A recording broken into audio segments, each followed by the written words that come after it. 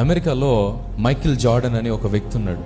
Michael Jordan ఆయన ఒక famous basketball player. ఆయన ఒక గేమ్ కి ఈ షూ వేసుకుని ఆడి, ఆ గేమ్ అయిపోయిన తర్వాత ఆ మురికి షూని తీసుకొచ్చి అక్కడ పెట్టి అమ్మితే ఆక్షన్ లో $2 million కి కొన్నారు.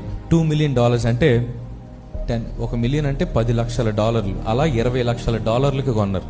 దేని బట్టి వాటికి విలువ వచ్చింది? ఆ సెలబ్రిటీ వేసుకున్నారు కాబట్టి దానికి విలువ వచ్చింది. ఈ రోజున మనకి దేనికి విలువ? దేవుడు మనల్ని ఎంచుకున్నాడు కాబట్టి మనకు విలువ. దేవుడు మనల్ని రక్షించుకున్నాడు కాబట్టి విలువ. ఈ లోకంలో ఒక సెలబ్రిటీ కాళ్ళకి వేసుకున్న ఒక బూట్లకి అంత విలువ ఉంటే ఆయన స్వరక్తములో కడగబడిన మనం ఎంత విలువైన వారము. హల్లెలూయా. కాబట్టి ఏ ఒక్కరోజు కూడా నేను విలువ నేను వాడను అనే మాట రానివద్దు. నేను పనికిరాని వాడును అనే మాట రానివద్దు.